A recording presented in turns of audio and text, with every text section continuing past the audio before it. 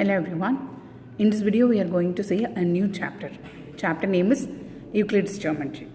Let's start the session.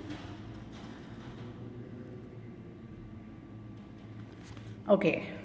If I ask you what does the word geometry mean to you, what will come to your mind? You will probably start thinking about your maths textbook or your geometry box or your instruments like compass, protractor, divider and so on. But is that all geometry is all about? Take a look around your house.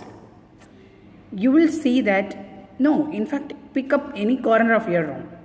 You will see that the walls are perfectly right angle to each other. Not only to each other, but they are also perfect right angles to the floor and the ceiling. And if you never ever have seen in the construction plan of a building, you will see how every floor designed with the perfectly scaled measurements. But that's about today's time. Do you think geometry is a modern concept that has been used only in the recent times? Turns out the word geometry is a Greek word. Yeah, it consists of two words. One is geo, it means the earth, and metron, which means to measure. So, geometry, it consists of two words. Geo means the earth and metron means to measure. Geometry evolved as a result of man's need to measure land. Well, let me turn back time take you period that is old as 3000 BC, the Indus Valley civilization. Where am I now? Well, this is the town of Harappa. Let's look around and see what the town looks like. Do you see how these roads are perfectly parallel to each other, and how this public bath is rectangular in shape? Even the rooms in house seem to be proving a geometrical pattern with every brick having the same dimension. Now, let's forward to the Vedic period, which was during 800 BC. 800 BC to 500 BC. Let's have a closer look. They are actually using the dimensions of the sides as 3, 4 and 5. Do you know what these sides of? They form a Pythagorean triplet, which means that they are the sides of a right angle triangle. And you thought you were only applying Pythagoras' theorem to solve textbook problems. Speaking of Pythagoras, do you know where he came from? Since we are in time traveling, let's now go to 572 BC, but this time not in India. Instead, we'll go to the Greek city of Miletus and meet Thales. A first philosopher in Greek tradition, Thales is known for explaining natural phenomena by using theories, facts and hypotheses. He was the one who stated that the diameter of a circle bisects the circle. And the student he is tutoring here is someone you know very well. It's Pythagoras. That's right. Pythagoras is believed to have been tutored by Thales, and a lot of geometrical theories have been credited to him, out of which the most well versed with Pythagoras' theorem of right angle triangle. So that was around 500 BC, which is basically more than 2500 years ago. Do you realize how ancient geometry really is? And the best part of history of geometry is that different parts of the world are using it differently at the same time. While geometry in India and Rome was very practically oriented, in Egypt it was developed as a statement of result. There are several mathematics texts from ancient Egypt that hold important results based on triangle and circle. And we all know about pyramids. Pyramids are one of the oldest geometrical structure built by mankind. At the same time, we have a Greek philosopher like Thales who established the truth of statement by proving them or deducing them using a logical reasoning. And all these knowledge is passed from one generation to another in different parts of the world, either orally or through written message on palm leaves. But this was very unsystematic because obviously we are not referring palm leaves anymore. Neither we are learning things orally. We have comprehensive textbooks where systematically learning geometry, and we all have person to thank for this. For that, we will have to go to Alexandria, a city in Egypt around 300 BC, and meet a man called Euclid. In his very first book series, he gave the definition of 23 different mathematical elements. Let's look at a few of them. So here is a Euclid's definition.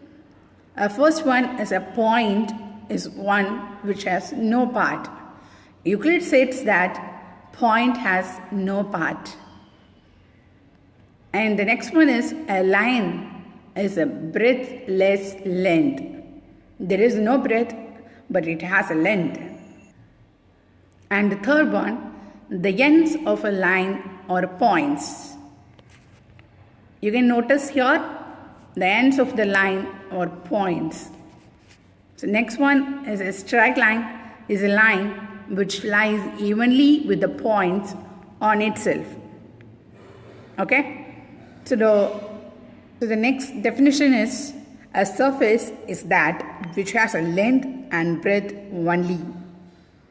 So if it is a surface, it will have a length and breadth. And the next definition is the edges of a surface or lines. If you notice here in this picture, can you see the edges are differently colored and that are lines. And the next definition is a plane surface is a surface which lies evenly with the straight lines on itself. For example, here I have given a surface, a plane surface, and this plane surface which lies evenly, you can draw.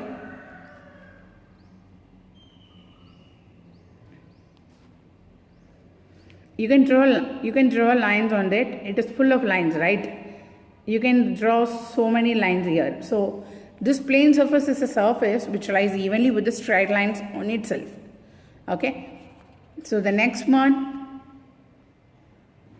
Euclid classified these mathematical elements into two categories, that is axioms and postulates.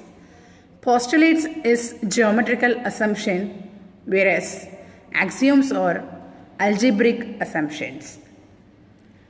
Let's see the axioms and postulates of Euclid's. So the first axiom states that things which are equal to the same thing are also equal to one another. Yes, just look at the example I have given here. If x is equal to 5 and y also 5, then x and y are equal. So things which are equal to the same thing are also equal to one another. So the next axiom was, if equals be added to equals, the wholes are equal. And the third one is, if equals be subtracted from equals, the remainders are equal. You can consider this example for both of the axioms 2 and 3. Just look at the example. X is equal to y. So this both are equals. If equals be added to equals, the wholes are equals, right? So if you add z with this x and y, then both will be equal, right? At the same time, if you subtract z from x and y, then that also will be equal. So this is an example for axioms 2 and 3. Okay, so let's move on to the fourth axiom. So the fourth axiom states that things which coincide with one another are equal to one another. Just look at the example. Here we have two line segments AB and PQ, and both has 5 centimeter length. So both are equal, right? If it's coincide with one another, just look at there. P and Q or coincide with one another. Okay, so then that also will be equal. Okay, so let's move on to the fifth axiom. The whole is greater than the part. Yes, just look at the pizza. The whole pizza is greater than a slice. Okay, and the next axiom is things which are double of the same things are equal to one another. And the seventh one is things which are half of the same things are equal to one another. Just look at this apple. If you cut this apple into two halves, this two halves are equal to one another, right? This is an example for the sixth and seventh axiom. So let's move on to the postulates of Euclid's geometry. The first postulate states that a straight line may be drawn from any point to any other. This postulate can be extended to say that a unique straight line may be drawn between any 2 points. Okay, so let's just look at here. Here I have this and this. So I have 2 points, that is A and B. Okay. Now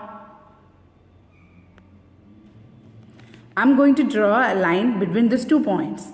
So the first postulate, it states that a straight line may be drawn from any one point to any other, right? So I'm going to draw a line from these 2 points. Just consider this as a point. So I have drawn a line. Now this postulate can be extended to say that unique in the sense one and only one. Okay, so only one straight line may be drawn between 2 points. Just look at here, already I have drawn 1 point, right? One straight line I have drawn with these 2 points. Now, if I try to draw a straight line, it will not be the straight line. Okay, I can draw a number of lines, but it won't be the straight line. A straight line in the sense, you can draw only one straight line between 2 points. So that is the first postulate about. So let's move on to the next postulate. So the second postulate states that a terminated line segment can be produced indefinitely. For example, just take this as an example. Look at this. This will be the line segment, and this terminated line can be produced indefinitely. For example, I can extend this line to anywhere, any length. That's my wish, right? So I can extend it in this way. I can extend this line segment, right? So this is about the second postulate. Let's move on to the next one. Third postulate states that a circle can be drawn with any center and any radius. Yes, exactly. We can draw the circle with any center and any radius. For example, take this as a center, okay? And I have drawn a circle, okay? I have drawn a circle. And if I consider this as a radius, I can draw a circle with that also, okay? I can draw n number of circles with any radius and any center. So this is about the third postulate. Let's move on to the fourth postulate. So the fourth postulate states that all right angles are equal to one another. Just look at this example, AB, PQ. Both are 90 degree, right? 90 degree in the sense it's a right angle, am I right? So if you rotate this angle PQ and it coincides with the angle AB, just look at this. This will be rotated and it will be look like this. So then this and this will be coincide, okay? So this is about the fourth postulate. Let's move on to the next postulate. That is the fifth postulate. It states that if a straight line falling on two straight lines makes the interior angles on the same side of it taken together less than two right angles, then the two straight lines, if produced indefinitely, meet on that side on which the sum of angles is less than two right angles. Yes, I can understand your mind voice. It's quite difficult to understand, but look at the example. With this example, you can understand this in a better way. So just look at this. Here we have already two straight lines AB and CD. Now this straight line is falling on that, right? Falling on the two straight lines. So when it's falling on the two straight lines, it makes an interior angle, right? 1 and 2, angle 1 and 2. If this angle 1 and angle 2 are less than 180 degree, okay, or less than 180 degree, then these two straight lines, if you extend it, it will meet on the same side. Okay, if it is less than 180 degree, it will meet on the same side. If it is greater than 180 degree, it will meet on the opposite side. For example, if this angle if you have taken interior angle, it is also interior angle, right? So if you take this angle, that amount will be, if you add this two angle, for example,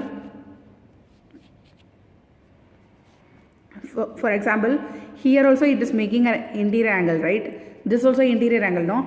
For example, take this as 3 and 4. If you add angle 3 and angle 4, definitely it will be greater than 180 degree. Am I right? It will be greater than 180 degree. So, at that time, these two straight lines AB and CD will meet on the other side if it is greater than. If it is less than, it will meet on the same side. That's it. Okay. So now I hope you understand the fifth postulate very well, right? So that's all about the axioms and postulates. If you have any confusion, just watch the video again, then you will get a clear knowledge on this. So I hope you all understand. Thanks for watching. Thank you.